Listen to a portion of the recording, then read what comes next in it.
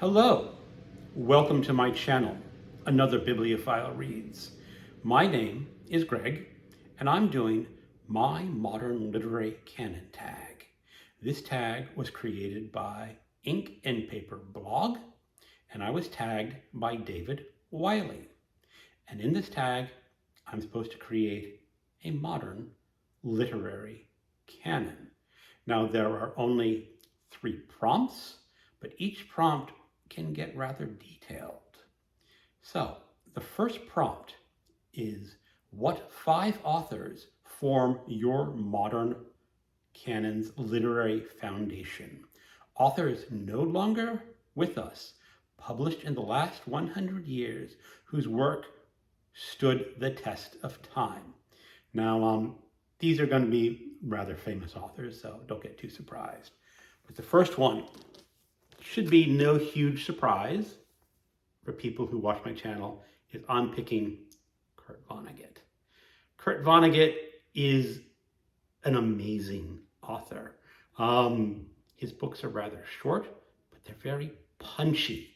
And he is, beyond a doubt, one of the most humane authors I have read. He cares about this world. He cares about what we do to this world. And he's just a delight to read. And one of the quick quotes I want to share with people comes from The Breakfast of Champions. It's talking about the famous Kilgore Trout, the most famous author who ever existed. He wrote the trashiest and worst science fiction books imaginable. But in Kurt Vonnegut's mind, he was the greatest author who ever lived. And in this, you can see just Kurt Vonnegut gives a little picture of Kilgore Trout's grave. And here his epitaph is, "We are healthy only to the extent that our ideas are humane." Because Kurt Vonnegut wants us to be good people, and he explores the reasons why most of us turn out not to be good people. So that is an author I think should definitely be a foundation for literary canon. Now, I know some people don't really dig Kurt Vonnegut, and that's okay, because he's Kurt Vonnegut. He just has his own style, and that's going to rub some people the wrong way. The second on my literary canon is Alberto Camus. I only have The Stranger in paperback and The Myth of Sisyphus in paperback. I have most of his other works on Kindle. Now, I have mentioned The Stranger on my channel before. This is the novel that kicked me off into reading literature. I discovered it when I was in college and had to write a lot of papers. And you learn a lot from this book. At least I did. The 3 things that I picked up in this book is that it's okay not to believe in God. You are responsible for your own actions, and nobody has the right to judge you for who you are. And the rest of his novels are actually pretty good. He wrote The Plague, which was a story of a city quarantined due to plague. That has gotten a lot of attention recently after COVID, and it is just a good novel. But it is more than just a novel. He was talking about the dangers that lurk within people, because that plague was a symbol for Nazism. And he wrote it right after World War II, so it's a very poignant novel. And he would definitely be part of my literary canon. The next is Vladimir Nabokov, my fancy Library of American editions. Now, of course, Nabokov is most famously known for writing Lolita, the literary novel that is not a sex novel. And I put him on this list because he is perhaps the finest stylist, English stylist who wrote, he wrote the finest English style. And of course, I totally butchered that sentence. And English was his third language. Reading him is amazing, just how talented he was at using language. And his novels are just fascinating. And the next one on my literary canon is going to be a little bit of a surprise here. And I picked this sort of as a whim, and this is Philip K. Dick. He is a science fiction author.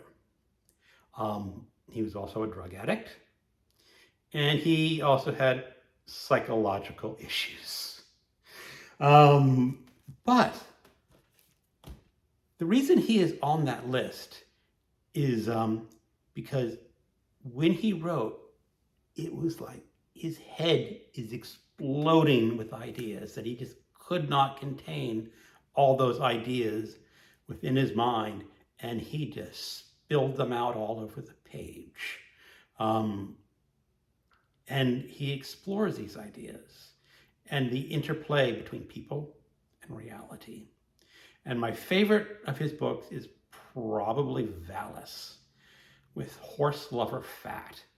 And that's one of the great names for a character, Horse Lover Fat. And there's that scene in the end, if people have read it, where the narrator of the story has to confront the reality of Horse Lover Fat. And that was just sort of a devastating little scene, and just explores just how deeply and psychologically troubled Philip K. Dick was, but in an excellent way. And the last on my list is going to be William Faulkner.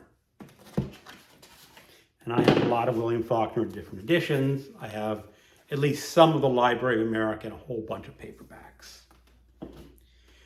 And the reason Faulkner is on this list is that he had this wonderful postmodern style. He really broke out. Uh-oh, there's a lawn man mowing my lawn. I hope he's not too noisy. But when he gets into it, he does stream of conscious so brilliantly in The Sound and the Fury. And his characters, while not always likable, are very believable. You have Flem Snopes, and I'm currently reading the trilogy of Flem Snopes.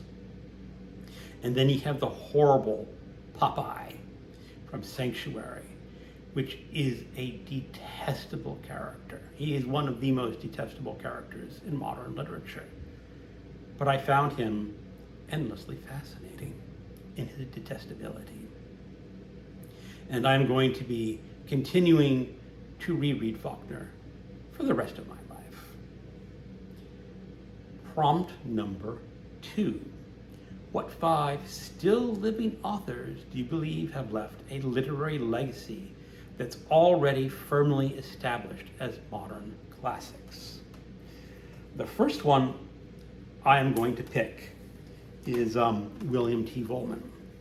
William T. Vollmann is just an incredibly learned and incredibly talented author.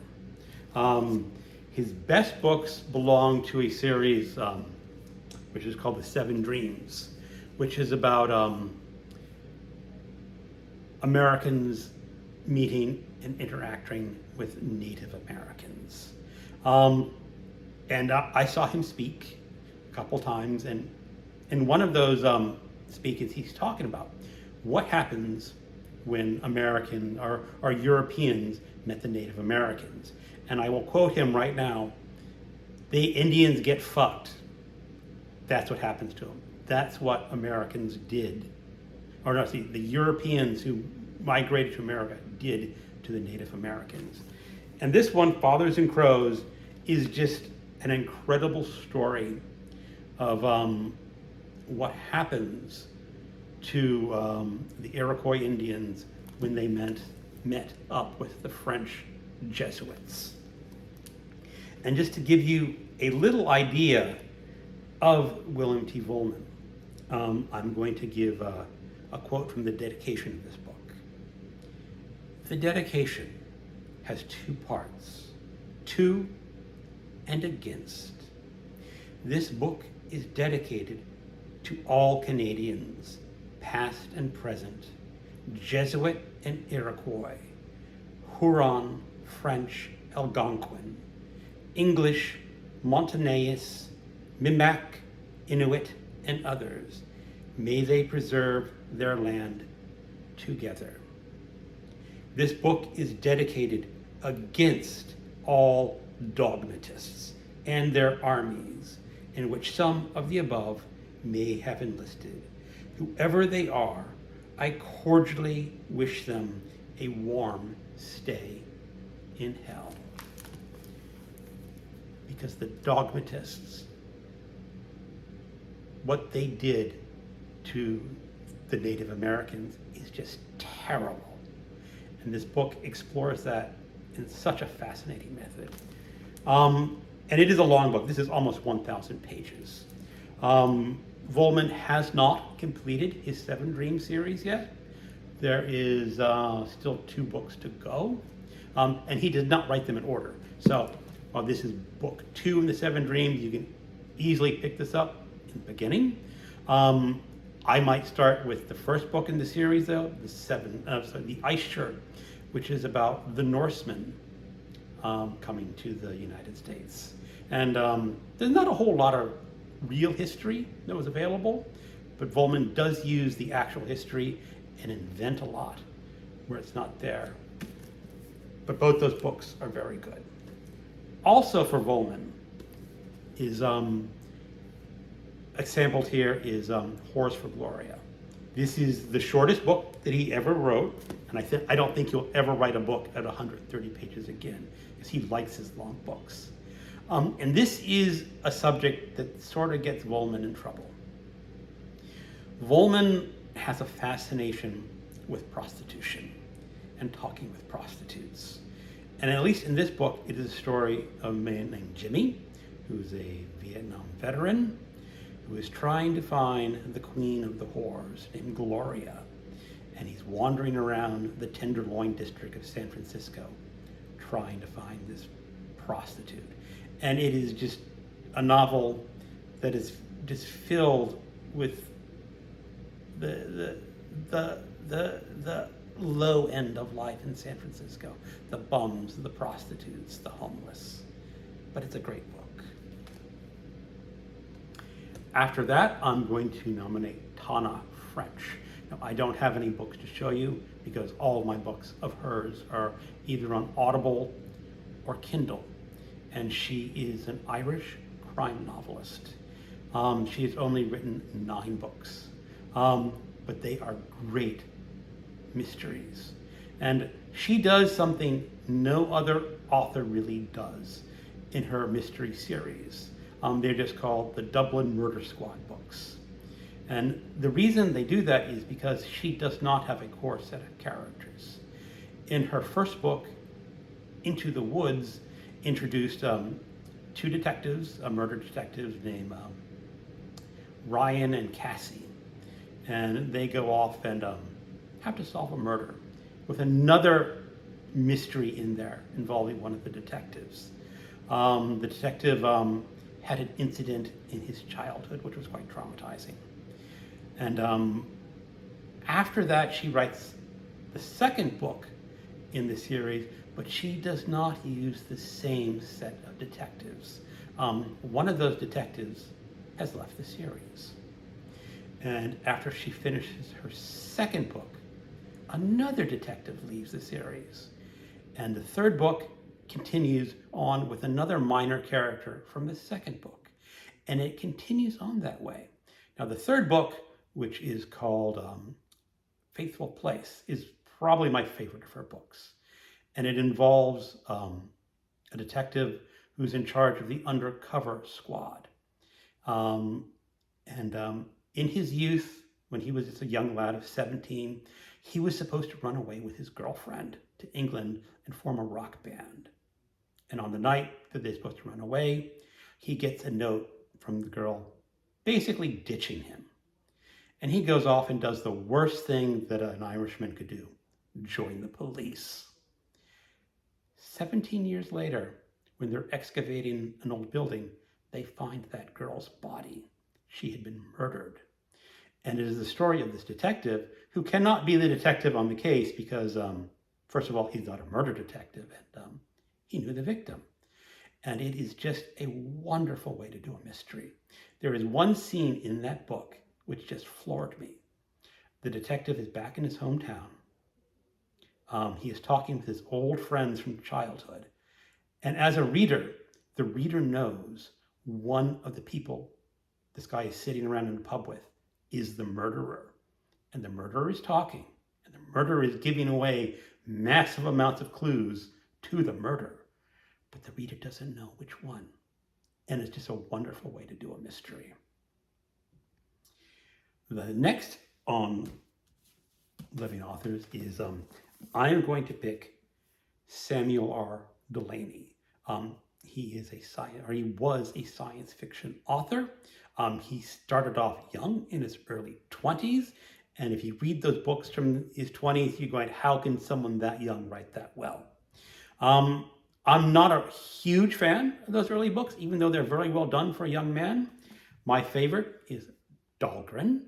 I have mentioned this on my channel before.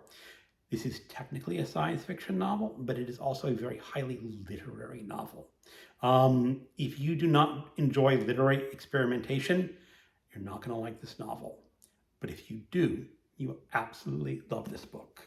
I also have some of his later books. As he grew older, he moved away from science fiction and started writing hardcore gay pornography. I have tried to read some of those books, but I just couldn't get into them.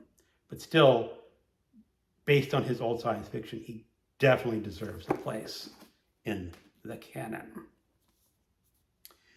The next one I want to show is I'm actually picking a nonfiction author, Robert Carroll. I only have this book, The Power Broker, which is about Robert Moses, who built a lot of New York City. He also wrote a fabulous set of, so far, 4 books on LBJ, and they are the definitive books on LBJ. They are magnificent. This author is extremely detailed. He does a massive amount of research, and he will overflow the reader with detail when he thinks it needs to pack a punch. And this author can pack a punch with his detail. I cannot highly recommend enough The Power Broker or his series on LBJ. The last one for living authors is I'm going to pick Cormac McCarthy. Here are my paperbacks on Cormac McCarthy. Earlier this year, I did a reread of Blood Meridian, which is sort of a literary Western and the most violent book I have possibly read. His other books are also quite good. Child of God revolves around a killer wandering the woods of Tennessee. And he does some really atrocious things as well. Satri is a lot less violent than the Blood Meridian and Child of God, but is about a man living basically on a house raft. I think it's Tennessee or Kentucky. I don't remember the exact place, but Cormac McCarthy just has a beautiful way with words. He is coming out with 2 new books this year. I don't know. I have pre-ordered them. I have my doubts about them.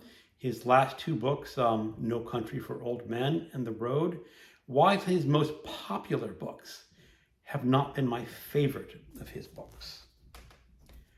And now for the third prompt is what 5 authors who are currently writing have released a book within the last 10 years do you believe are building the literary future? And this is where I am very hesitant. I do not read a lot of new authors and contemporary authors. So I have picked 5, sort of out of random, of my books that I've read in the past few years, who I think have written good books. I do not consider these authors go-to authors. I will not necessarily immediately buy a new release by these authors, but they had very good new books, and they may be building a future. It's unknown at this time. I could easily remove these authors and their books and move in others, but as I said, I just don't read a lot of new releases. But the first one is going to be Karin Tidbeck. She is a Swedish author of fantasy and weird fiction. She also translated her own work, and that was Matica. And that was a science fiction novel. It was set in this weird world where humans have migrated to, and reality can change if you write things down. And it was just a book that fascinated me. It's the only one I have read. If you like science fiction, Matica, I can definitely recommend it.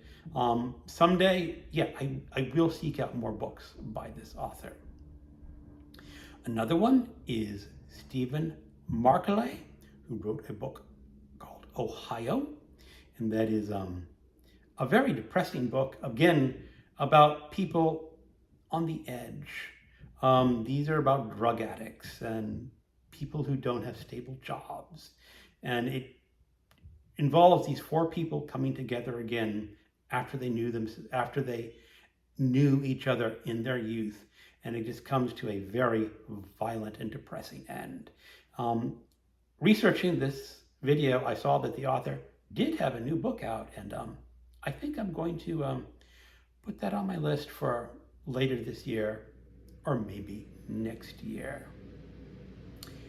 Another one is Kate Elizabeth Russell.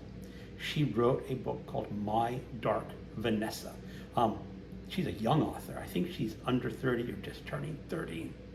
But this was a book about a young girl who got involved with a teacher, and what that sort of did to her life.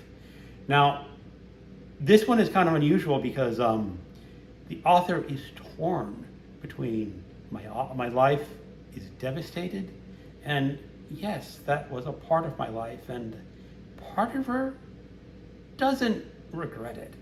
And that made it kind of odd and a very strange reading experience. I believe that is her only book, and I would definitely watch out for her. She might have a future.